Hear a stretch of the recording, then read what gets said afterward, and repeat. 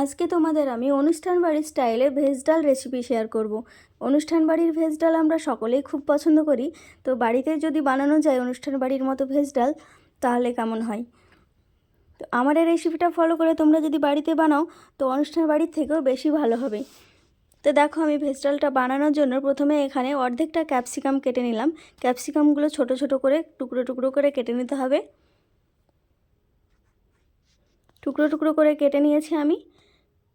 এবার এখানে বিনস নিয়ে নিলাম, বিনসগুলোকেও ছোট ছোট করে কেটে নেব।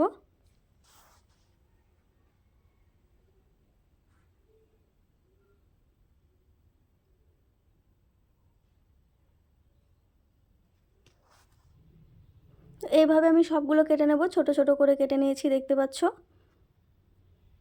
সবকটা কাটা হয়ে গেছে। এবার একটা গাজর নিয়ে নেব, গাজরটাকেও ছোট ছোট করে কেটে নেব। আমি এইভাবে গাজরগুলোকে কেটে নিয়েছি। গাজরটা কিন্তু আমি খুব ছোট করিনি, একটু বড় বড় আছে, তো তোমরা তোমাদের পছন্দ মতো কেটে নিতে পারো। এখানে কিছুটা মটরশুঁটি নিয়ে নিলাম, সেগুলোও ছাড়িয়ে নিয়েছি।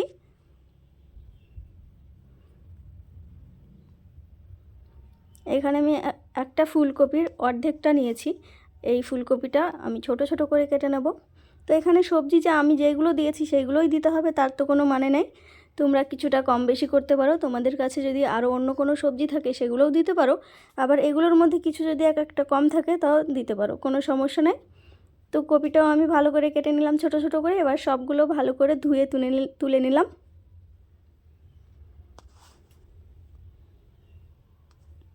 এবার আমি কড়াই বসিয়ে দিয়েছি, কড়াইতে একটুখানি তেল দিয়ে দিলাম। এখানে তোমরা সরিষার তেল বা সাদা তেল যেটা ইচ্ছা দিতে পারো, আমি সরিষার তেল দিয়ে রান্না করেছি।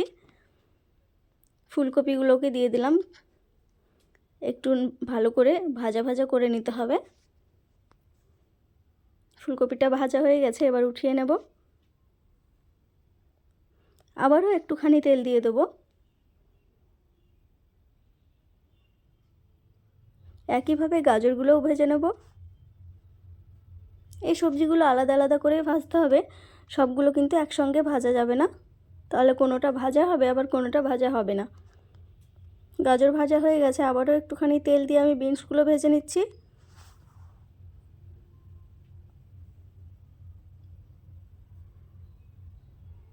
বিনসটাও ভাজা হয়ে গেছে, এবার আমি উঠিয়ে নিচ্ছি।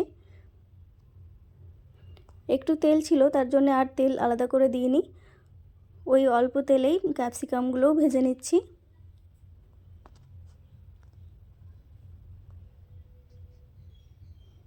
ক্যাপসিকামগুলো ভাজা হয়ে গেছে, উঠিয়ে নিচ্ছি। মটরশুঁটিগুলোকেও হালকা করে ভেজে নেব।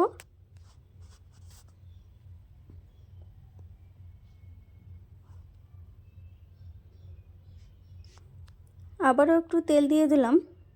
এখানে আমি 150 গ্রাম মুগ ডাল নিয়েছি, মুগ ডালটা একটু ভেজে নিতে হবে। আমি কিন্তু মুগ ডালটা আগে ধুয়ে নিইনি, ভাজার পর ধুয়ে নেব। তোমরা যদি মনে করো আগে মুগ ডালটা ধুয়ে ছেঁকে তারপরে ভাজা করবে তো ভাজতে পারো, সমস্যা নেই। আমি ডালটা ভেজে নিলাম, জল দিয়ে ধুয়ে নেব। জল দিয়ে দিয়েছি, এবার একটু নাড়িয়ে দিচ্ছি ভালো করে। এবার জলটা ছেঁকে নেব। জল ছাঁকা হয়ে গেছে, এবার পরিষ্কার জল দিয়ে দিলাম।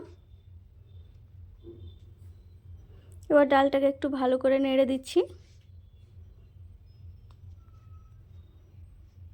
এবার ঢাকা দিয়ে কিছুটা সেদ্ধ করে নেব।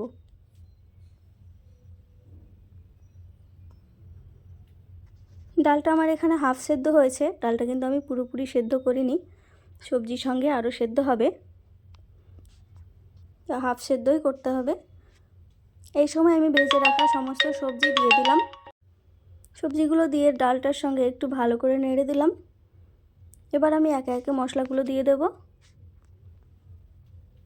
প্রথমেই আমি এখানে আদা রসুনের পেস্ট দিয়ে দিলাম, লবণ দিয়ে দিলাম 1.5 চামচ, তোমরা তোমাদের স্বাদ মতো কম বেশি করে দিতে পারো।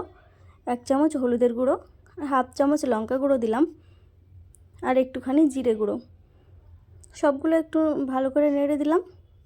তারপরে জল দিয়ে দেবো। জলটা এখানে একটু বেশি দিতে হবে, সবজিগুলো সেদ্ধ হবে, আবার একটু পাতলা পাতলা ডাল ডাল হবে।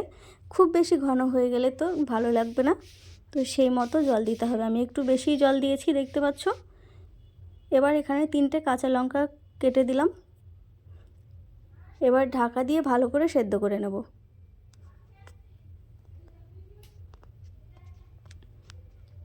আমার কিন্তু সবজিগুলো সবগুলোই খুব সুন্দর করে সেদ্ধ হয়ে গেছে, তো তোমরাও খুব সুন্দর মতো সেদ্ধ করে নেবে।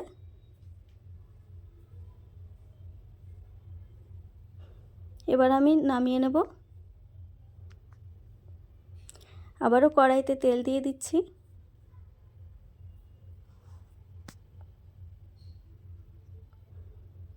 এখানে হাফ চামচ পাঁচফোড়ন দিলাম। পাঁচফোড়নটাকে একটু ভেজে নেব। পাঁচফোড়নটা ভাজা হয়ে গেছে। এবার একটা পেঁয়াজ কেটে দিচ্ছি। পেঁয়াজটাকেও ভেজে নেব। পেঁয়াজটা খুব সুন্দর ভাজা হয়ে গেছে। এবার আমি ডালটা ঢেলে দেব।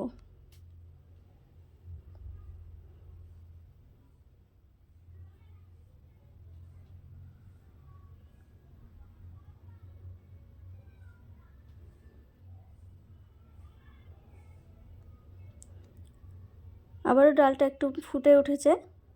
এবার দিয়ে দিলাম 1 চামচ চিনি। চিনিটা দিলে টেস্টটা আরও ভালো হয়। এখানে আমি ভাজা জিরে গুঁড়ো দিয়েছি, তোমরা চাইলে গরম মশলা গুঁড়োও দিতে পারো। দিয়ে দিলাম ধনেপাতা কুচি।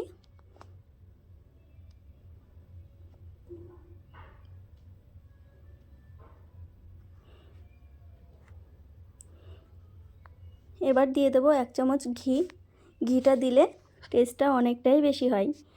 তো তোমরা যদি ঘিটা বাড়িতে না থাকে তো না দিলেও রান্না হবে, ভালো হবে খেতে।